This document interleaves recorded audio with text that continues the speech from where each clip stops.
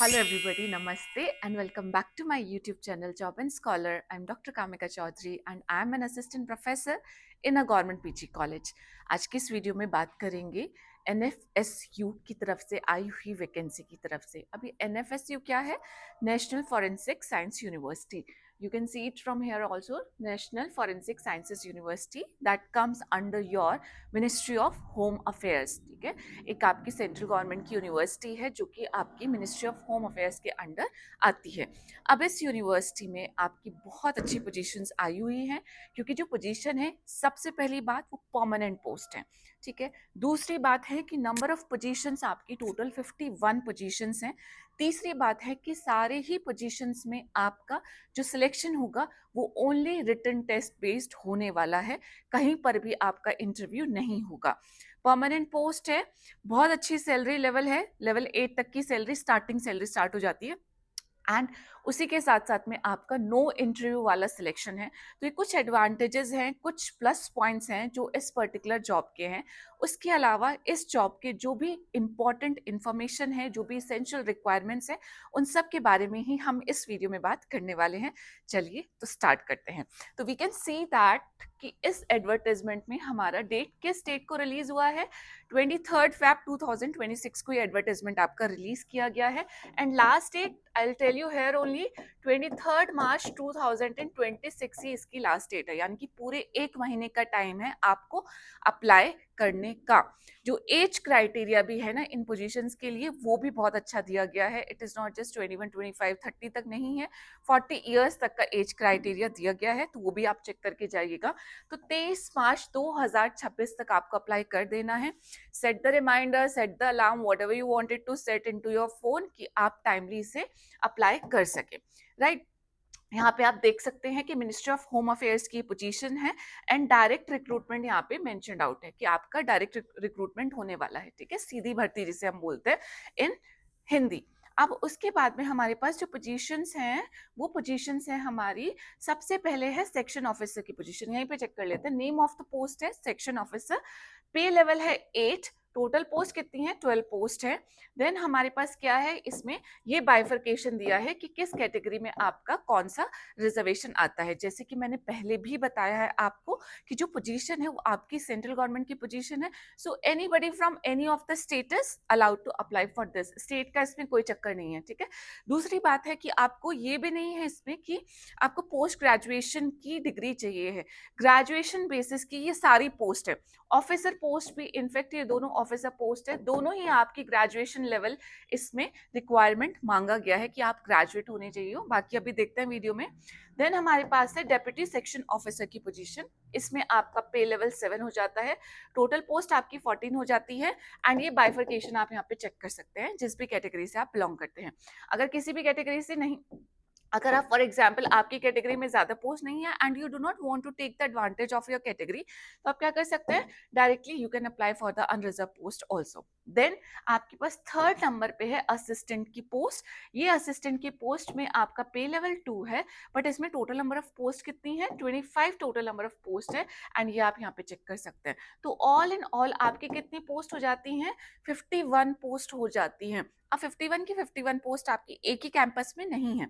NFSU आपका जो है नेशनल फॉरेंसिक साइंस यूनिवर्सिटी, इसके बहुत सारे कैंपसेस हैं, उन कैंपसेस को भी अभी बात करेंगे।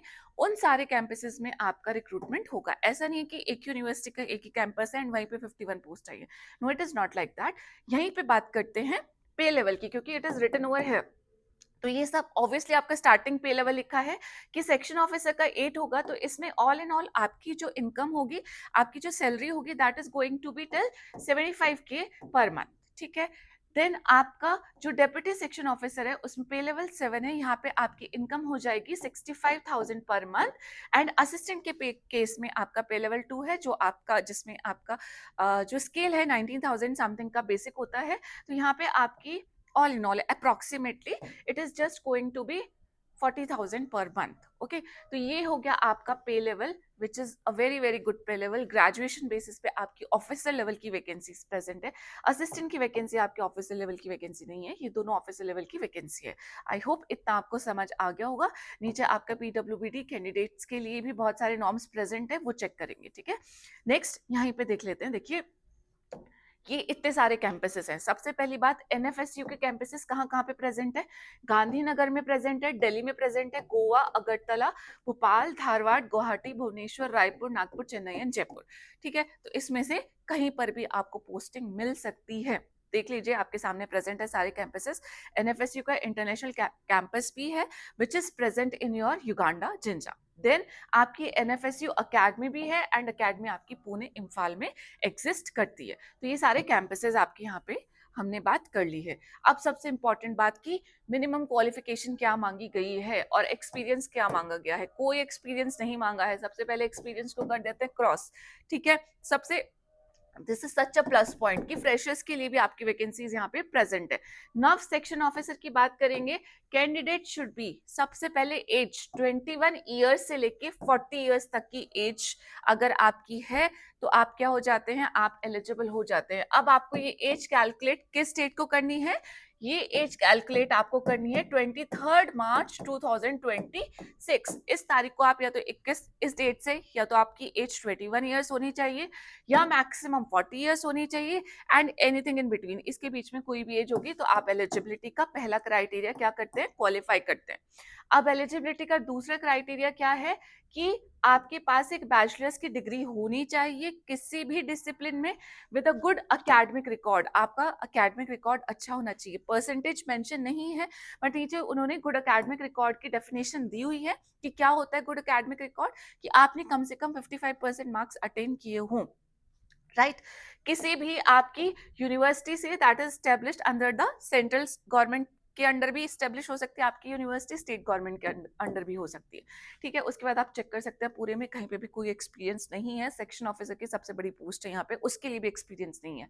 ठीक है, देन आपके पास है possess the educate knowledge of the Hindi, English and the computer proficiency. आपके पास हिंदी की नॉलेज, इंग्लिश की नॉलेज, तीनों चीजें, बोलना पढ़ना एंड लिखना। ठीक है, उसके बाद आपको कंप्यूटर पे भी काम करना आना चाहिए, कंप्यूटर की प्रोफिशिएंसी आपके पास प्रेजेंट होनी चाहिए। सिमिलरली हमारे पास डेप्यूटी सेक्शन ऑफिसर की भी पोजीशन है, उसमें भी आपका सेम एज क्राइटेरिया है 21 से 40 इयर्स एंड सेम ही आपका क्या हो जाता है, क्वालिफिकेशन मांगी गई है बिल्कुल एग्जैक्ट सेम है, बैचलर्स की degree, good academic record and आपका educate knowledge of Hindi, English and computer proficiency. Right, third है हमारे पास इसमें असिस्टेंट की पोस्ट। असिस्टेंट की पोस्ट में आपका जो एज है वो 35 ईयर्स तक रखा गया है, इसमें 40 ईयर्स नहीं रखा गया है, तो इसको ध्यान रखेंगे। 21 ईयर्स से लेके 35 ईयर्स तक की अगर आपकी किसी की भी एज है, इस क्राइटेरिया में आप लोगों की एज एग्जिस्ट करती है, आप एलिजिबल होते हैं। दूसरा, इसमें भी आपका बैचलर्स की डिग्री ही मांगी गई है, तो आपके पास किसी भी डिसिप्लिन में एक बैचलर की डिग्री प्रेजेंट होनी चाहिए। एंड आप यहाँ देख सकते हैं कि एक चीज डिफरेंट है कि गुड एकेडमिक रिकॉर्ड यहाँ पे मेंशन नहीं है। ठीक है, तो आपके पास किसी भी डिसिप्लिन में आपने बैचलर्स की डिग्री ऑब्टेन की हो with any of the percentage, then you are eligible to apply to this. ठीक है, सेम आपका हिंदी, इंग्लिश और कंप्यूटर प्रोफिशिएंसी आपके पास होनी चाहिए। तो ये है हमारी एजुकेशन क्वालिफिकेशन, ये सब कैंपसेस है एंड उसके बाद सिर्फ कुछ इंस्ट्रक्शंस टू द कैंडिडेट दिए गए हैं। अब आप सोचोगे कि सभी में एक जैसी क्या है, एजुकेशन क्वालिफिकेशन मांगा गया है एंड आपका एज क्राइटेरिया भी सेम है, तो सिलेक्शन का बेसिस क्या होने वाला है? क्या वही क्वेश्चन पेपर असिस्टेंट के लिए आएगा, वही क्वेश्चन पेपर आपका सेक्शन ऑफिसर के लिए आएगा? नहीं, ऐसा नहीं होगा। जो सेक्शन ऑफिसर वाले कैंडिडेट होंगे एंड जो डेप्यूटी सेक्शन ऑफिसर वाले कैंडिडेट होंगे, उन level of difficulty of the questions जो है वो चेंज हो जाएंगे। ठीक है, सबसे बड़ी पोस्ट, क्योंकि लेवल 8 की पोस्ट कौन सी है आपकी, सेक्शन ऑफिसर की पोस्ट है, तो उस पोस्ट में आपके जो क्वेश्चंस आएंगे, ऑब्वियसली क्योंकि आपका सिर्फ रिटन टेस्ट होने वाला है, तो वो क्वेश्चन का डिफिकल्टी लेवल सबसे हाई होगा। ठीक है, देन आपका जो, अगर आपने सिर्फ डेप्यूटी सेक्शन ऑफिसर के लिए अप्लाई किया है तो वहां पे आपका क्वेश्चंस का जो डिफिकल्टी लेवल है वो सेक्शन ऑफिसर से कम हो जाएगा एंड असिस्टेंट का सबसे कम डिफिकल्टी लेवल होगा क्वेश्चंस का, क्वेश्चन का जो पैटर्न होता है। ठीक है, तो ये डिफरेंस होने वाला है। अब उसके बाद हम कुछ इंपॉर्टेंट इंस्ट्रक्शन देख लेते हैं। सबसे पहले, you should be a citizen of India obviously. ठीक है, देन आप कहाँ से अप्लाई कर सकते हैं, समट पोर्टल से अप्लाई कर सकते हैं। अप्लाई करने का लिंक आपको डिस्क्रिप्शन बॉक्स में मिल जाएगा, मैंने ओपन अप करके देख लिया है, पोर्टल ऑलरेडी वर्किंग है। ठीक है, नेक्स्ट, अब एप्लीकेशन फीस कितनी रखी है, तो जितने भी आपके general EWS and OBC category candidate है, आप लोगों के लिए एप्लीकेशन फी है ₹500 plus GST and the transaction charges. तो 600 समथिंग के अराउंड आप एक्सपेक्ट कर सकते हैं कि टोटल आ जाएगा। बाकी के जो कैंडिडेट्स हैं जो कि आपके SC ST category PWBD and women candidates हैं, उन लोगों को फीस से एग्जेम्प्ट किया गया है। मींस उन लोगों की आपकी कोई भी फीस नहीं रखी गई है। ठीक है, अब ये मेंशन किया है कि आप एलिजिबिलिटी किस डेट को डिटरमिन करेंगे, 23 मार्च को, जिस डेट को आपका एप्लीकेशन क्लोज हो रहा है। नेक्स्ट है ये definition of the good academic record, जो कि आपका section officer and deputy section officer के लिए अब क्या होता है, काम करता है कि 55% मार्क्स यहाँ पे मेंशन है, कम से कम इतना होना चाहिए। ठीक है, उसके बाद इसमें हमारे पास क्या इंपॉर्टेंट रूल है कि अगर आप लोग रिजर्वेशन कर रहे हैं तो आपको गवर्नमेंट ऑफ इंडिया के जो एग्जिस्टिंग नॉर्म्स हैं उनके हिसाब से रिजर्वेशन दिया जाएगा।